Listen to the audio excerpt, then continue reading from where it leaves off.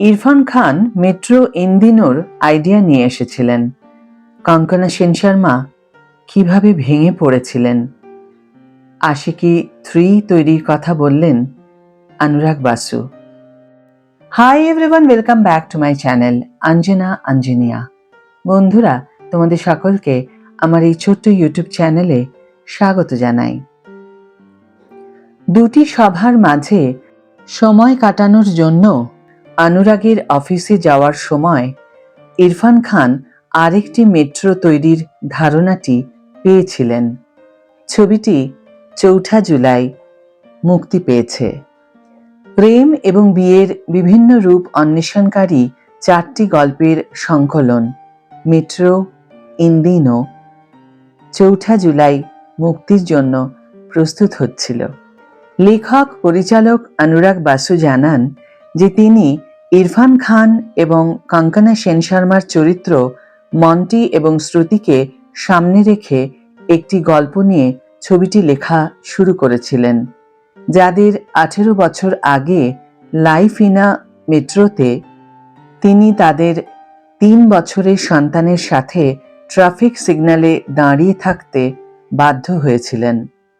প্রকৃতপক্ষে তিনি আরও যোগ করেন যে আরেকটি মেট্রো তৈরির ধারণাটি ইরফানের কাছ থেকেই এসেছিল, যখন তিনি দুটি সভার মাঝে সময় কাটানোর জন্য অনুরাগের অফিসে গিয়েছিলেন।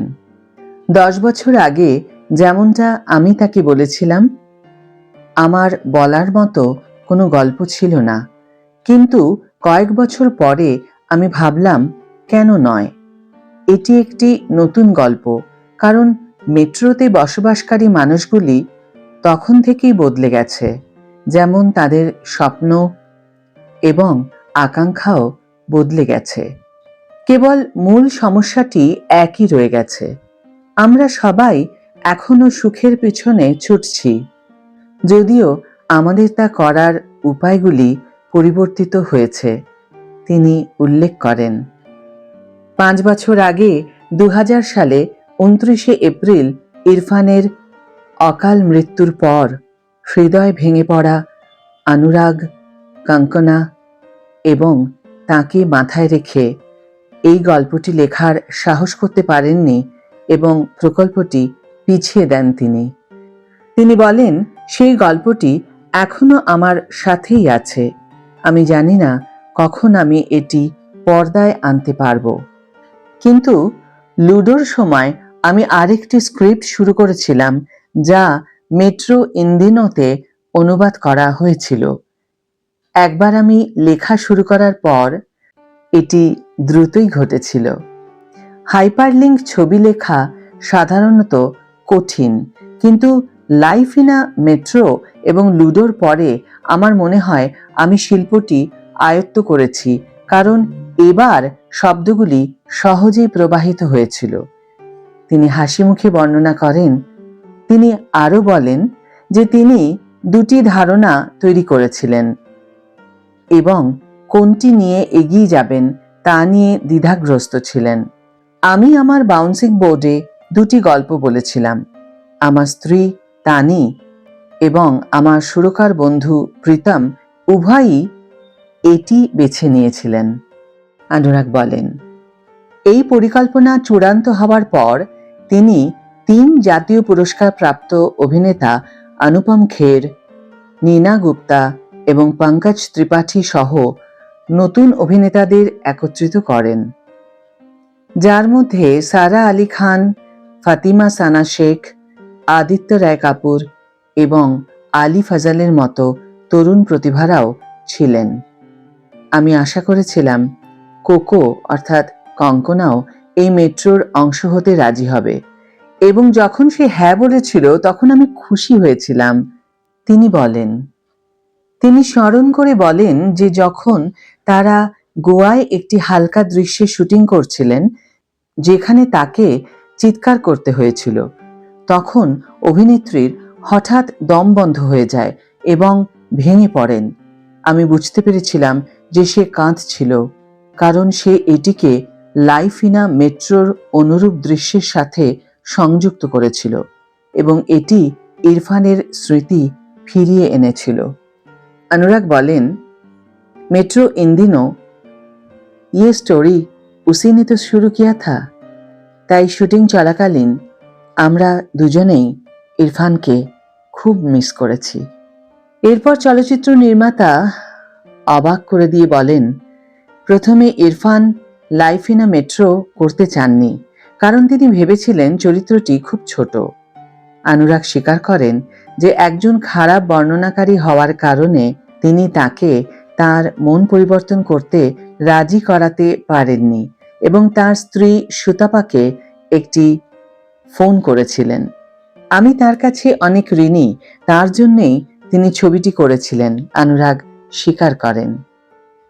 মন্টির চরিত্রটি সামাজিকভাবে অযোগ্য একজন অবিবাহিত যে এতটাই স্থির থাকতে চায় যে তার চেয়ে ছোট অফিসের সহকর্মী শ্রুতি তার বারাতকে পথভ্রষ্ট না করা পর্যন্ত সে একটি বিবাহের মধ্য দিয়ে যেতেও প্রস্তুত।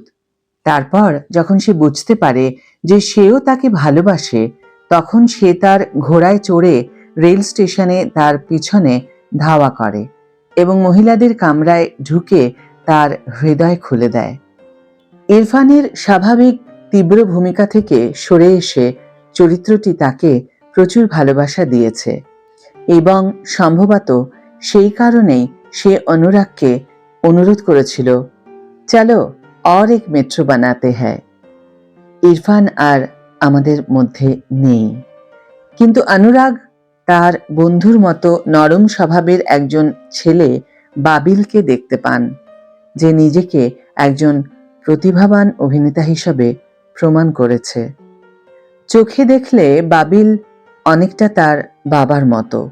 6-7 মাস আগে আমি তার সাথে দেখা করেছিলাম এবং মাঝে মাঝে সুতাপার সাথেও কথা বলি।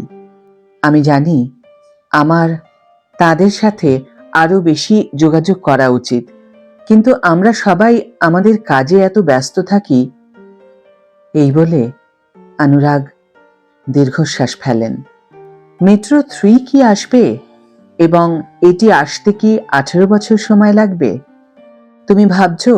আর সে চিৎকার করে বলে, না না, আমি আর মেট্রো বানাবো না, আমি সিকুয়েল বানাতে পছন্দ করি না। এই প্রথম আমি মেট্রো বানাতে চেষ্টা করছিলাম এবং এর সুর আগের ছবির থেকে এতটাই আলাদা যে আমি এটিকে সিকুয়েলও বলবো না। তবে 3 মাস পর অনুরাগ আরেকটি সফল ফ্র্যাঞ্চাইজি আশিকি সামনে নিয়ে যান এবং তিনি মনে করিয়ে দেন এটি তার নয়, যা কাজটিকে আরো কঠিন করে তুলেছিল। তিনি বলেন, আমি আশিকি 3 পরিচালনা করতে অনিচ্ছুক ছিলাম, কিন্তু মুকেশজি অর্থাৎ মুকেশ ভাট আমাকে রাজি করিয়েছিলেন, যার পরে আমি ভাট সাহেবের সাথে কথা বলেছিলাম। মহেশ ভাট, যিনি 1990 সালে গুলশান কুমারের জন্য মূল আশিকি পরিচালনা করেছিলেন এবং 2013 সালে মুকেশ ভাট, কিষেন কুমার এবং ভূষণ কুমারকে নিয়ে সিকুয়েল তৈরি করেছিলেন। ভট্টদের সাথে আমার আলাদা সমীকরণ আছে এবং এখন ভূষণ। তিনি বলেন, দুটি মেট্রো ছবির মতোই আশিকি 3 এর গল্প তিনি লিখেছেন। আমার কাছে ইতিমধ্যেই গল্প ছিল এবং লুডোর পরে এটি তৈরি করতে যাচ্ছিলাম।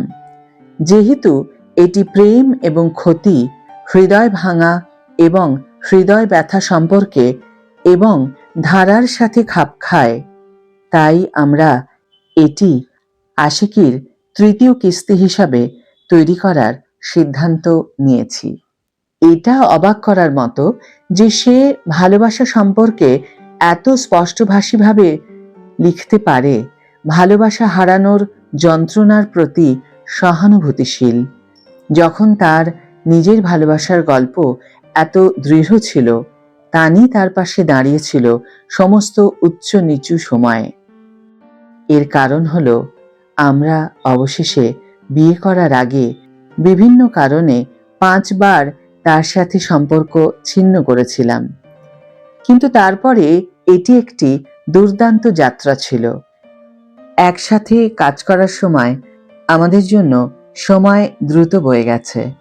আজ যখন আমরা তাকাই তখন আমরা অবাক হই যে বাচ্চারা অর্থাৎ মেয়ে ঈশানা এবং আহনা সবাই বড় হয়ে গেছে। পাতা হি নেহি চালা, এই বলে অনুরাগ হেসে বিদায় জানান। আজকের ভিডিও এখানেই শেষ করছি বন্ধুরা। ভিডিওটি যদি ভালো লেগে থাকে তাহলে অবশ্যই একটা ছোট্ট করে লাইক দিও, শেয়ার করো বন্ধুদের সাথে, কমেন্ট করে জানিও তোমাদের মতামত।